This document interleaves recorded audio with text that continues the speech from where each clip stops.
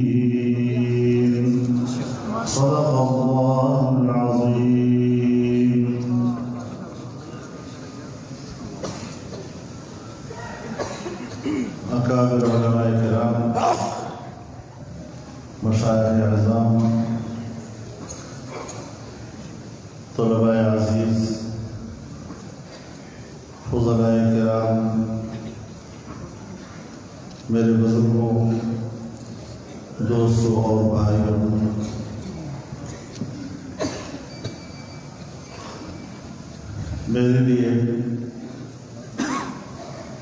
انتہائی سعادت کی بات ہے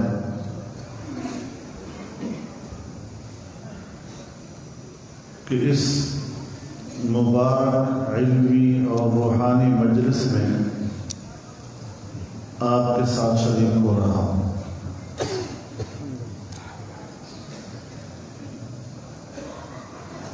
جامعہ خیر المدارس میرے لیے کوئی نیا ادارہ نہیں ہے، یہاں میرا لڑکپن گزرا ہے۔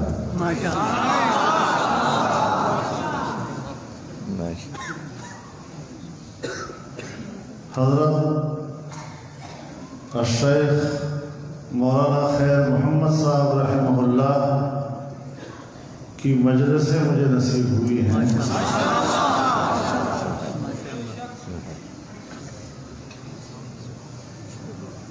جامعہ قاسم العلوم اور جامعہ خیر المدارس کے اساتذہ بھی مشترک ہوتے تھے. ایک سبق یہاں پڑھاتے تھے، ایک وہاں پڑھاتے تھے.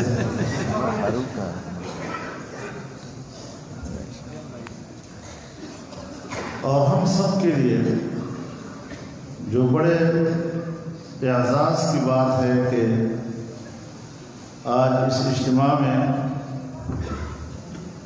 ہمارے نہایت محترم، ہمارے سروں کے تاج حضرت مولانا مفتی محمد تقی عثمانی صاحب بھی بحیثیت مہمان خصوصی کے موجود ہیں، اور مجھے یہ خوشی ہے کہ میری حیثیت ان کے ایک میزبان کی ہے.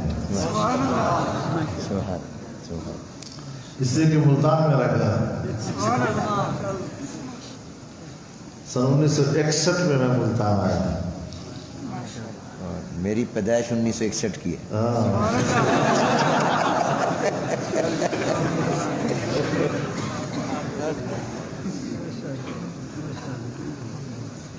تو ماشاءاللہ ایک علمی سلسلہ ہے، لیکن ہمارے ان مدارس کی جو بنیاد ہمارے اکابر نے رکھی وہ دو چیزوں پہ رکھی. ایک تعلیم اور ایک تربیت.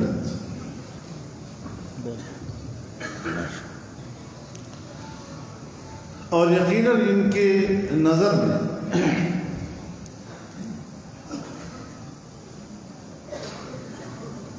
جناب رسول اللہ صلی اللہ علیہ وسلم کی یہی دو حیثیتیں سامنے تھیں. جہاں ایک جگہ جناب رسول اللہ صلی اللہ علیہ وسلم فرماتے ہیں انما بعثت معلما، اور دوسری جگہ فرماتے ہیں بعثت لأتمم مکارم الاخلاق. تو ایک کا تعلق تعلیم سے ہے اور دوسرے کا تعلق تربیت سے.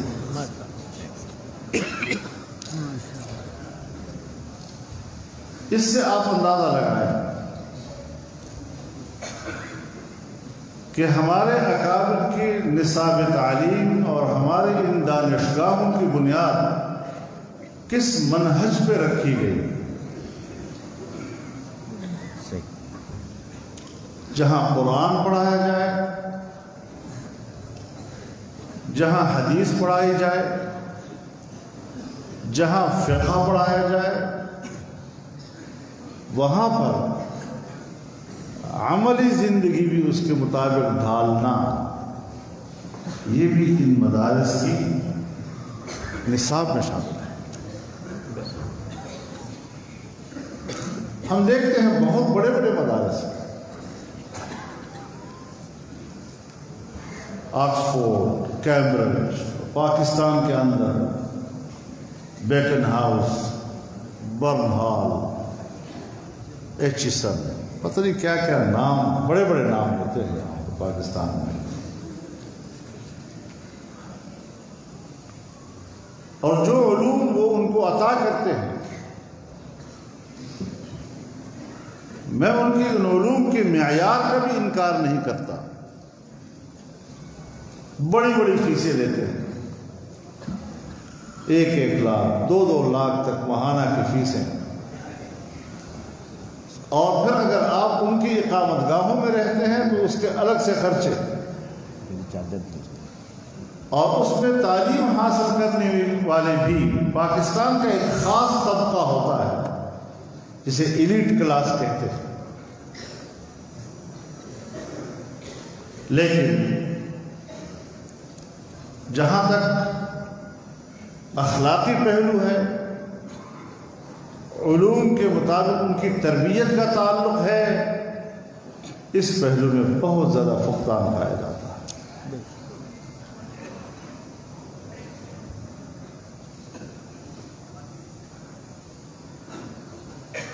کچھ عرصہ پہلے اسلام آباد یونیورسٹی میں ہنگامہ ہو گیا، ایک طالب علم اس میں قتل بھی ہو گیا،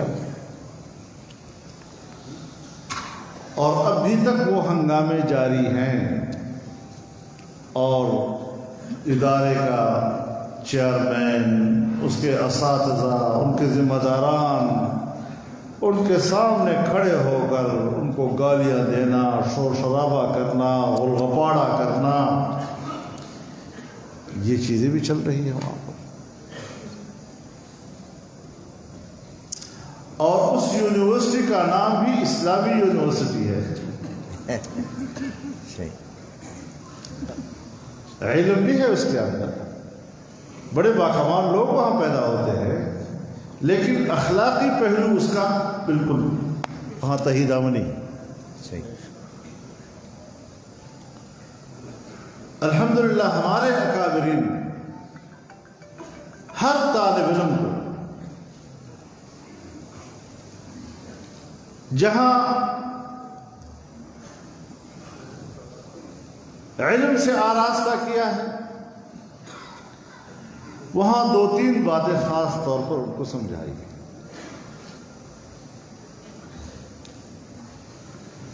کہ طالب علم کا تعلق دوران طالب علمی 3 چیزوں سے ہوتا ہے: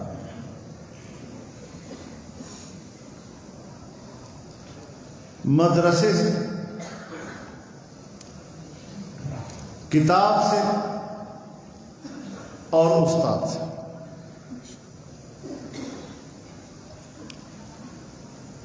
اور ان تینوں کے ساتھ جب تک علاقہ ادب کا نہیں ہوگا آپ اکتساب فیض نہیں کر سکتے ان سے۔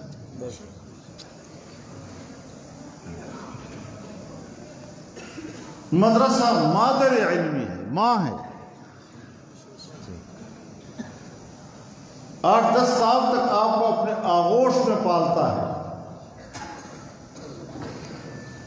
اپنی اولاد کی نشو و نما کرتا ہے۔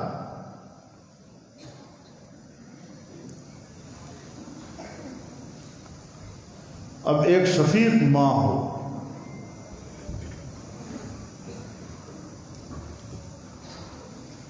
اگر اس کا انسان کا بچپن اپنی ماں کے دامن میں گزرتا ہو، اس کے گود میں گزرتا ہو،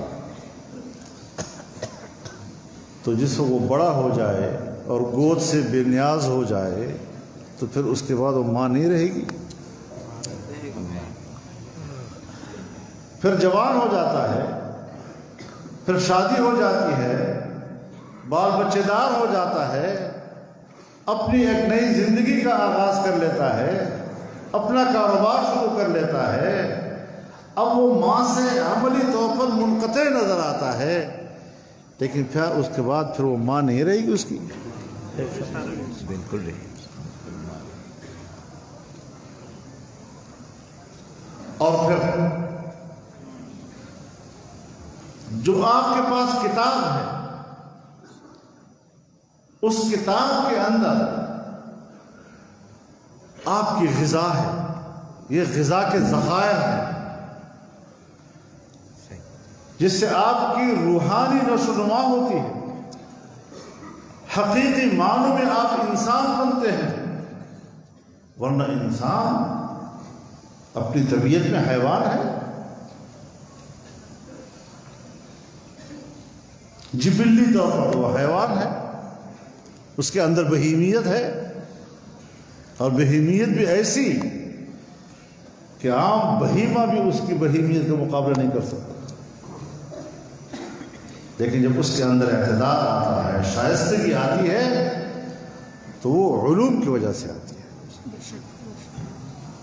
یہ وحی کے علوم آپ کی تربیت کرتے ہیں۔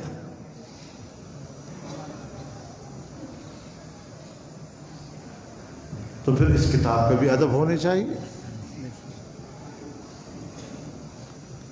کتاب کو دائیں ہاتھ سے اٹھا، کتاب کو اپنی سے اونچی جگہ پہ رکھو۔ ایسے طالب علم تو نہ بنو کہ اگر سرانا نہیں ہے تو کتاب کو سرانے کی جگہ رکھ لیا۔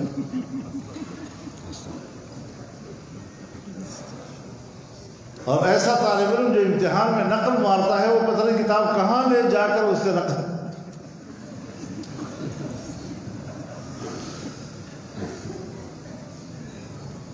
ایسی کتاب سے آپ کیا حاصل کر سکیں گے؟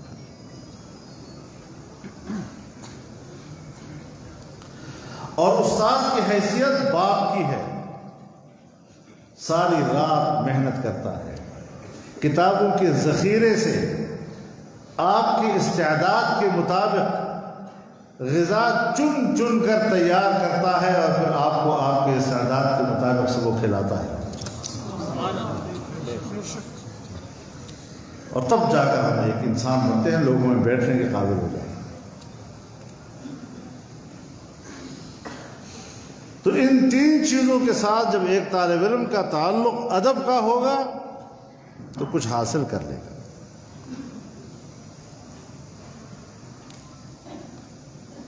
وہ پھر استاد کی غیبت نہیں کرتا،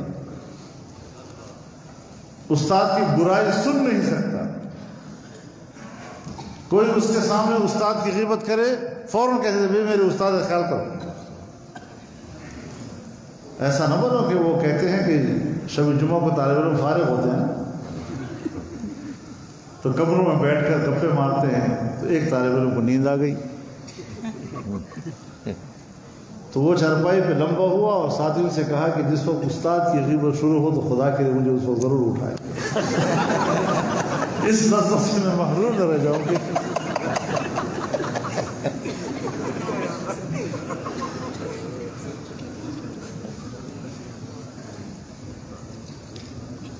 یہ کچھ ہمیں جامعات نے دیا ہے،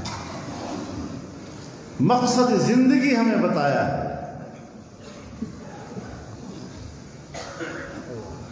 ہمارے اکابر فرمایا کرتے تھے کہ یا اللہ ہمیں یہ دن بھی دیکھنا پڑا کہ لوگ تعلیم حصول معاش کے لیے حاصل کرتے ہیں.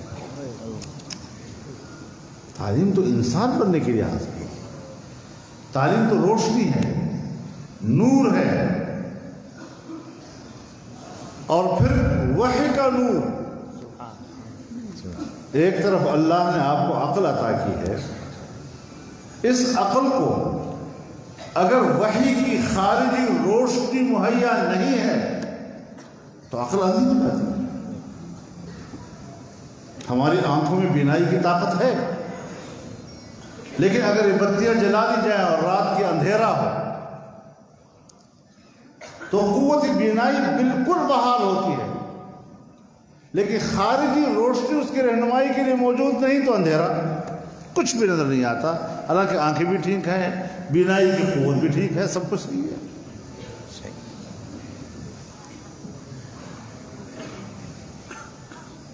اگر دل کے وقت سورج کی روشنی نہیں ہے تو پھر آپ کی آنکھیں نہیں دیکھ پاتی.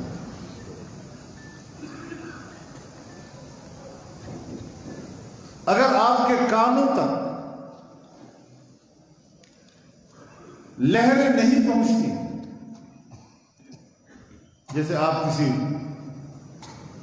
بند کمرے میں یا جس طرح آج کل جہاز میں آپ بیٹھتے ہیں دروازے بند ہو جاتے ہیں، ایئر لاک ہو جاتا ہے، تو آپ باہر کی آواز نہیں سنتے، حالانکہ کان آپ کے ٹھیک ہوتے ہیں. لیکن وہ جو خارجی وسائل ہوتے ہیں آپ کے کان تک آواز پہنچانے والے، وہ جو مسدود ہو جاتے ہیں.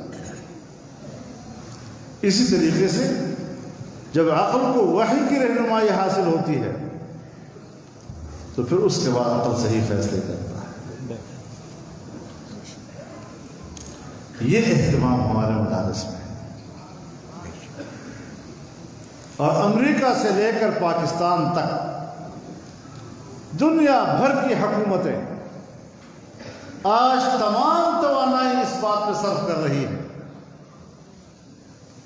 سینکڑوں ارب ڈالر اس بات پہ خرچ کر رہے ہیں کہ کسی طرح اس مدرسے کو بند کر دیا جائے، کسی طرح سوسائٹی میں اور معاشرے میں اس کے کردار کو کم از کم کر دیا جائے.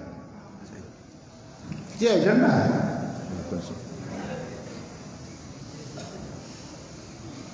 اور اس وقت بھی آپ کے تمام اکابر علماء کرام، وفاق المدارس العربیہ، تنظیمات مدارس دینیہ، یہ سب اسی مشکل کے ساتھ نبرد آزما ہے۔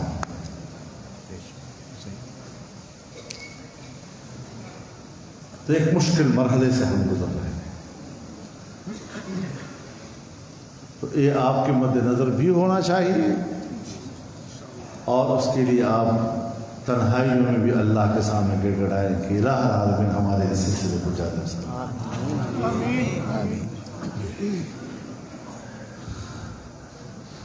لیکن انشاءاللہ العزیز، جیسے کہ حضرت نے اپنے بیان میں فرمایا کہ یہ جو عقلیات والے ہیں وہ آج بھی موجود ہیں، لیکن ماضی میں گزرے ہوئے لوگوں کا آدمی نام لے سکتا ہے، اس سے فتنہ نہیں پیدا ہوتا۔ جو زندہ ہے اور اس کا نام لیا جائے تو اس سے ذرا فتنہ پیدا ہوتا ہے، تو اس سے ہم گریز کر رہے ہیں، ورنہ آج بھی ہیں۔ اور جدیدیت کے نام پر ایسا منہ بنا کر گفتگو پیش کرتے ہیں کہ جیسے یہ تمام علماء جاہل ہیں اور تمام مدرسوں والے کچھ جانتے ہی نہیں، ایسی داڑھی سفید کر دی دھوپ میں بیٹھ کر۔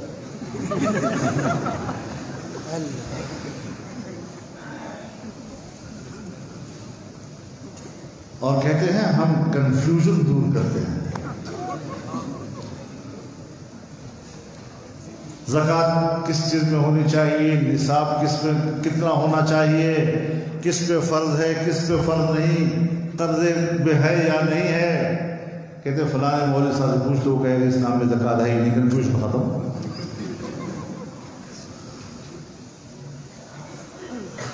تو اس قسم کے لوگ ہر دور میں،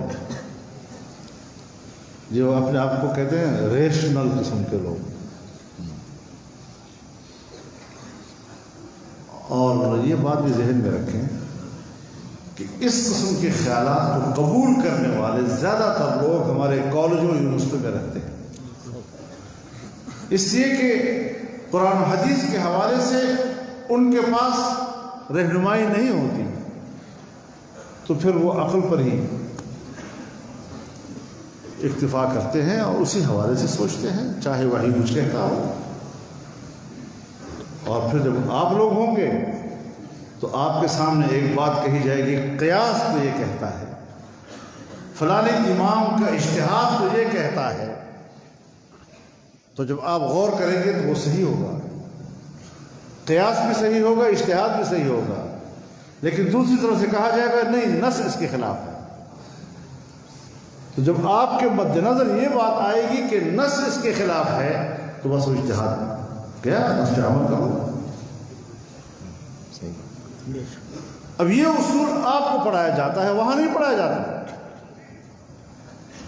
وہ تو آپ کو رد کر دیتا ہے۔ تاریخ اور سند کے درمیان فرق نہیں کر سکتے، تاریخی واقعات لکھتے ہیں اور اتنے فخر کے ساتھ کہتے ہیں فلانے کتاب میں فلانے نے اتنی زبردست بات لکھی ہے، وہ لکھی ہوگی اس کے اپنی تاریخی تصدیق ہوگی، لیکن اگر میرے احادیث کے سلسلے میں سندن وہ بات غلط ہے اور اس کے مقابلے میں حدیث موجود ہے، تو یہ علوم آپ کو پڑھائے جاتے ہیں، یہ وہاں نہیں پڑھائے جاتے۔ تو اس اعتبار سے اب کہتے ہیں کہ ہم جدید علوم ان کو پڑھانا چاہتے ہیں تاکہ یہ بھی مین سٹریم میں آ جائے، قومی دھارے میں آ جائے۔ میں نے کہا ٹھیک ہے پھر آؤ سودا کر لیتے ہیں۔ قومی دھارا پہلے کہتا ہوں کس کو کہتے ہیں؟ محلے میں ہم بیٹھے ہوئے ہیں، مسجد وہاں پر ہے، امام وہاں پر ہے، مؤذن وہاں پر ہے، اور دیہاتی لوگوں کے ساتھ، محلے کے لوگوں کے ساتھ ان کے لباس میں ہم بیٹھتے ہیں، اور جب تک ہم کسی پنچایت میں نہ بیٹھے ہوں ہماری تلاوت کے بغیر پنچایت شروع نہیں ہو سکتی، اور ہماری موجودگی کے بغیر پنچایت بغیر دعا کے ختم نہیں ہو سکتی، اور اسے آپ کہتے ہیں کہ آپ کا قومی دھارے سے کوئی تعلق نہیں۔ آپ مجھے بتائیں ہمارے دیہاتوں میں جب مولوی جائے گا تو اس دیہاتی ماحول میں مولوی اجنبی لگے گا یا کوٹ پتلون والا وہاں اجنبی لگے گا؟ اس کے باوجود قومی ادارہ وہ ہیں اور ہم جو ہے ان پڑھ قسم کے. تو میں نے کہا چلو ہم آ کر بیٹھتے ہیں، سودا کرتے ہیں. ہم قومی دھارے میں آنے کو تیار ہیں، آپ اسلامی دھارے میں آ جائیں.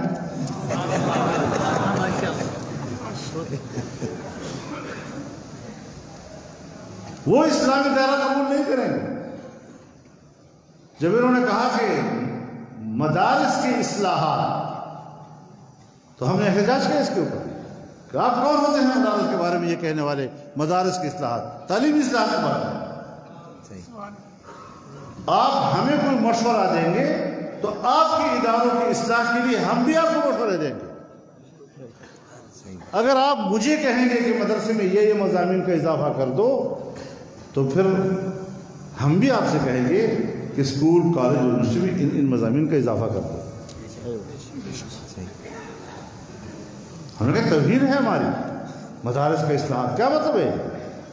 قومی دھارے میں مدرسے کو جاؤ، یہ مدارس کی توہین ہے اور ہم توہین آمیز الفاظ قبول کرنے کے لیے تیار نہیں ہو سکتے. آج کل ایک بڑی اخلاص بھری لہجے میں بات کرتے ہیں، بناوٹ بھی ہوتی ہے نا بڑے اخلاص کے ساتھ. کہتے ہیں جی کہ ہم ہر دینی مدرسے کو 2 ٹیچر مہیا کریں گے جس کو تنخواہ ہم دیں گے. میں نے کہا وہ تو پھر وہ اونٹ اور بدو والے خیمے کی ہو جائے گی. بدو خیمے میں بیٹھا تھا، اونٹ وہاں سے گزرا تو بارش ہو رہی تھی تو اس کو خیمے میں جانے کی ضرورت پڑ گئی. تو اس نے کہا کہ مجھے بھی ذرا خیمے میں اندر آنے. تو اس نے کہا خیمہ اتنا ہی ہے کہ اونٹ اندر آ جائے تو میں تو باہر ہوں گا. تو اسے کہتے میں صرف سر داخل کرتا ہوں، سر. اس نے سر داخل کرنے کی اجازت دے دی. 10-15 منٹ کے بعد اونٹ اندر اور بدو باہر. 2 استاد ہمارے اندر داخل کر دو اپنے، اس کے بعد پھر کل آپ اندر اور ہم سب باہر. یہ صرف اتنا نہیں ہے، 2-3 سال کے بعد میرے مدرسے کا مدرس کہے گا کہ حضرت وہ مدرسے اسکول سے آیا ہوا ٹیچر ہے، وہ 40-50 ہزار روپے تنخواہ لے رہا ہے اور مجھے آپ دے رہے ہیں 15-20 ہزار روپے تنخواہ، تو جی مجھے بھی سرکاری ملازم بنا دو. کس شائستگی کے ساتھ، سازش کے ساتھ مدرسے کو اپنے کنٹرول میں لینے کی تجاویز روزانہ پیش کرتے رہتے ہیں. ان قوتوں کے ساتھ حضرت اس طرح ڈٹنا ہوگا جس طرح امریکہ کے مقابلے میں افغان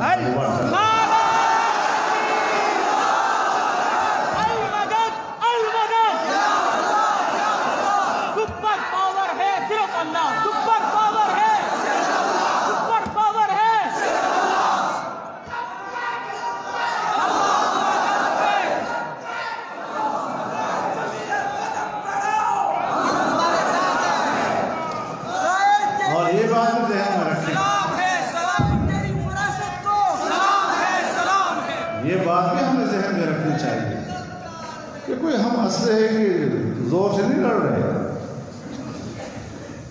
ہم اپنی حکمت عملی کے ساتھ کام کرتے ہیں.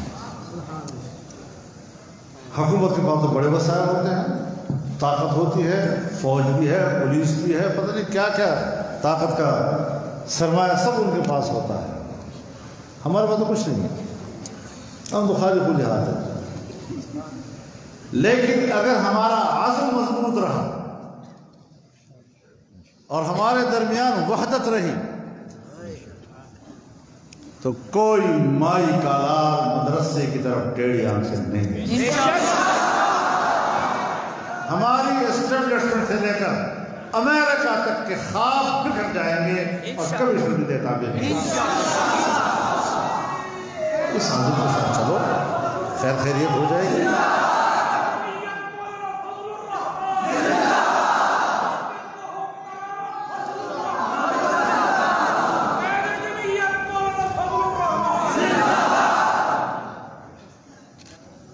اکابرین نے بہت محنت کی ہے بھائی،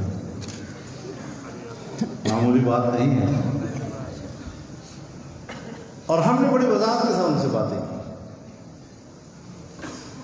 میں تو ذاتی طور پر ایک طالب علم ہوں ان اکابر کی موجودگی میں، میں تو علم کی تقسیم کا قائل ہی نہیں، یہ اصلی علوم اور یہ قدیم علوم اور یہ دینی علوم اور یہ جدید، یہ اس کا میں قائل ہی نہیں.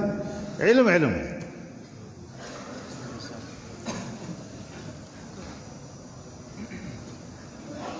حضرت نوح علیہ السلام کو اللہ نے لکڑی بنانے کا فن عطا کیا تھا، تبھی تو وسع الفلک بأعیوننا، کشتی بناؤ.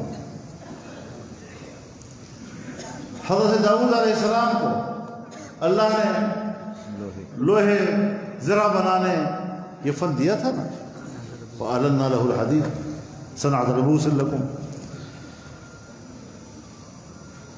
سلیمان علیہ السلام کو بادشاہی کی گر دیے، آسمانوں پہ بھی، ہواؤں پر بھی، سمندر کے اندر بھی حکومت تھی. ہوا کو حکم کرتے تھے فلاں کو اٹھاؤ ادھر لے جاؤ. حضرت یوسف علیہ السلام کو ریاضی کا حساب کتاب کا فن دیا یا نہیں دیا؟ وَاجْعَلْنِي عَلَىٰ خَزَائِنِ الْأَرْضِ إِنِّي حَفِيظٌ عَلِيمٌ. اب یہ قرآن کریم نے ذکر کیے ہیں، تب یہ قرآن علوم ہو گئے. اب ہم ان چیزوں کو کہتے ہیں یہ فنون ہیں اور یہ علوم ہیں اور یہ عصری ہیں اور یہ قدیم ہیں اور یہ جدید ہے. علم علم ہے. اس کو تقسیم کس نے کیا؟ تقسیم تو انگریز نے کیا.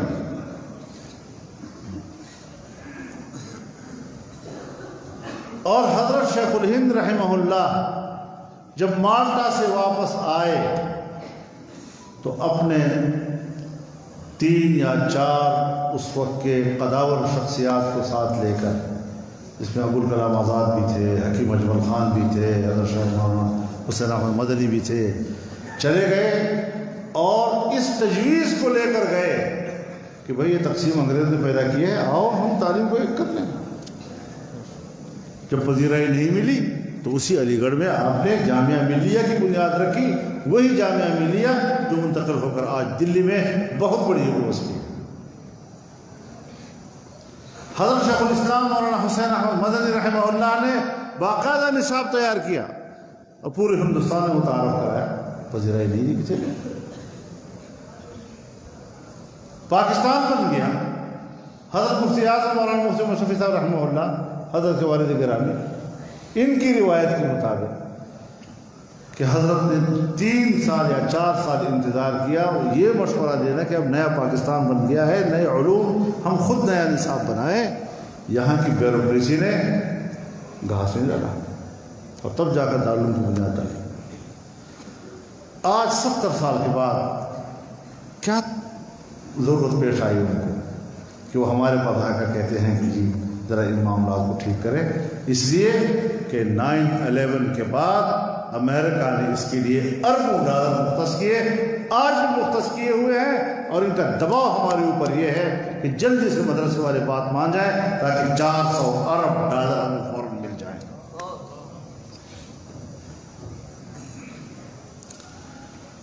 یہ ہے سارا. ہم جلدی مدرسے والوں سے اپنی بات بنوا لیں تاکہ FATF کے جو سوالات ہیں اس کے جوابات ہم کو دے سکیں. جیسے ملک کی معیشت کا مدار مدرسے کے وجود پر ہے، بیڑا غرق کر دیا ملک کی معیشت کا. ملک کو چلانا ہی نہیں آتا تو ایک مدرسے کی قیمت پر ملک میں چلے گا.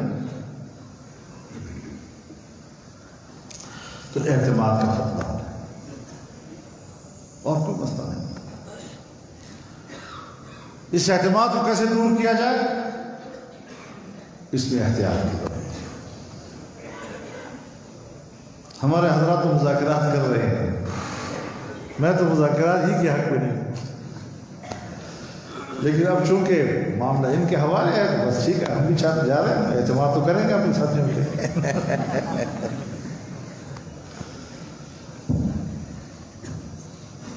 تو اس دور سے ہم گزر رہے ہیں، مشکل دور سے ہم گزر رہے ہیں، اور ہم اپنے بچوں کو، اپنے طلباء کو درسگاہوں میں، ہمارے اساتذہ، ہمارے طلباء، ہم کوشش کرتے ہیں کہ ان حالات کا احساس زیادہ نہ ہونے دیں، لیکن ہم چونکہ ذرا تھوڑا سا میدان کے لوگ ہیں تو کبھی تھوڑا سا آپ کو بتانے کی ضرورت ہوتی ہے کہ بھئی یہ حالات بھی ہیں، اور آپ نے پورے عزم کے ساتھ علم کی طرف متوجہ رہنا ہے اور خود اعتمادی کے ساتھ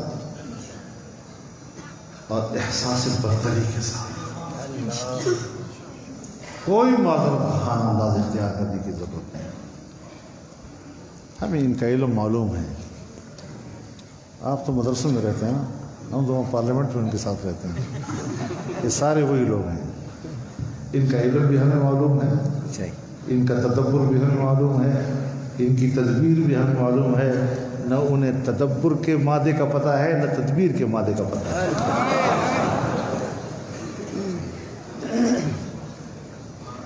تو یہ وہ چیزیں ہیں کہ جب ہم ان کے ساتھ بیٹھتے ہیں ہم سوچتے ہیں ہمیں صرف انگریزی زبان نہیں آتی زیادہ، بس اتنی سی بات ہے، لیکن معاملات کو سمجھنا، اس کا تجزیہ کرنا، اس صورتحال کو جانچنا، الحمدللہ ہم ان کی رہنمائی کرتے ہیں، ہم آج تک ان کی کسی رہنمائی کے محتاج نہیں۔ تو آپ اس احساس برتری کے ساتھ زندگی گزاریں گے انشاءاللہ، ہم ان سے کمتر نہیں ہیں۔ مجھے ایک صاحب نے کہا، ایک انٹرویو میں ایک اینکر نے مجھ سے پوچھا کہ آپ کی پوری سیاست جو ہے وہ اس لیے ہے کہ اسلام آباد میں آ کر بنگلوں میں رہیں؟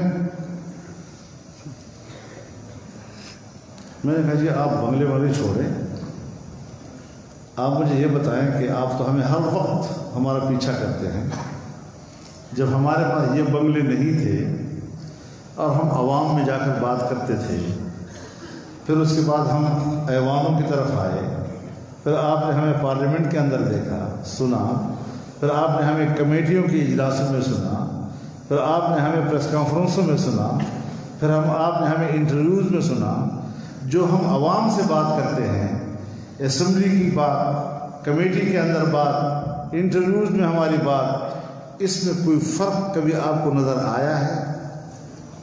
تو وہاں کچھ کہہ رہے ہوں، یہاں کچھ کہہ رہے ہیں، لہجے میں انداز فرق ہو سکتا ہے، لیکن بنیادی جو موقف ہے یا گفتگو ہے اس میں کبھی فرق دیکھا ہے آپ لوگوں نے؟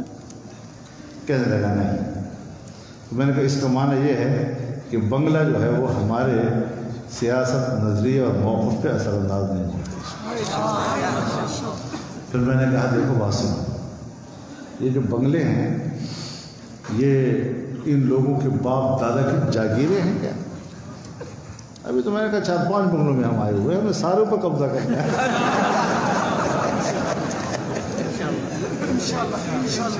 یہ تمہارے باپ دادا کی جاگیر تھوڑی ہے۔ اور آج بھی ہمارے اور آپ کے سامنے اگر رکاوٹ ہے تو پاکستان کی بیوروکریسی اور پاکستان کی اسٹیبلشمنٹ ہے، یہ سامنے سے ہٹ جائے پھر دیکھیں یہ لوگ کیسے اقتدار کر سکتے ہیں۔ ہم جانتے ہیں دوسرے کو، ہمیں پتہ ہے، انہوں نے دھاندلی کر کے ہماری تھوڑی سی طاقت دکھائی دنیا میں۔ مولوی بڑا کمزور ہے، یہ 10-15 سیٹیں کچھ بھی نہیں ہے مولا کے پاس، مت گھبراؤ امریکہ والوں، مت گھبراؤ مولوی والوں، مت گھبراؤ۔ جب ہم نے اس پر رد عمل دیا اور 10-10 لاکھ کے ہم نے 14-15 اجتماع کیے، تو پھر ہم نے یہ پیغام دے دیا کہ وہ دھاندلی سیاست حقیقت یہ ہے۔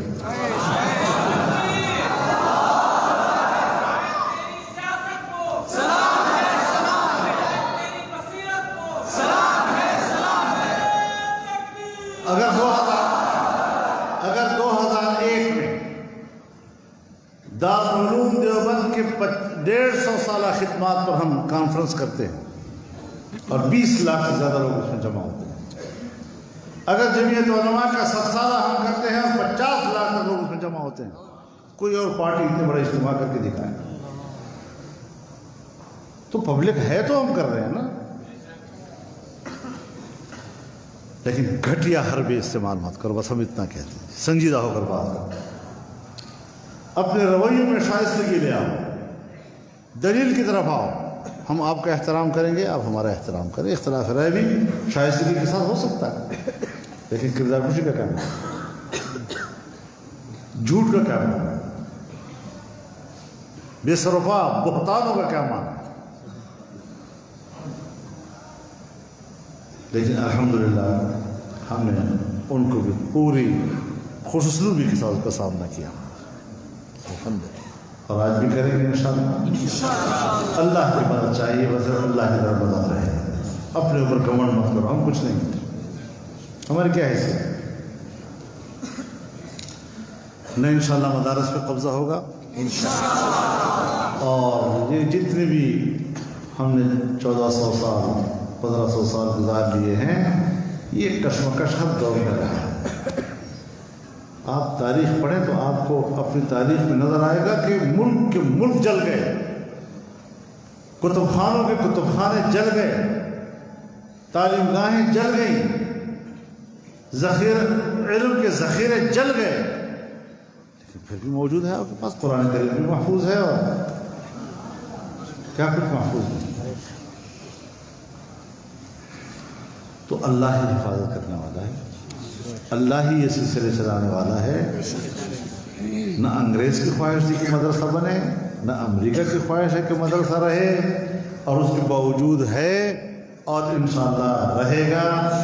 بس موقف میں ذرا مضبوطی ہونی چاہیے، ایسا مضبوط موقف کہ وہ سمجھے کہ یہ تو بالکل ہی ان پڑھ ہے، کوئی بات سمجھتے ہی نہیں،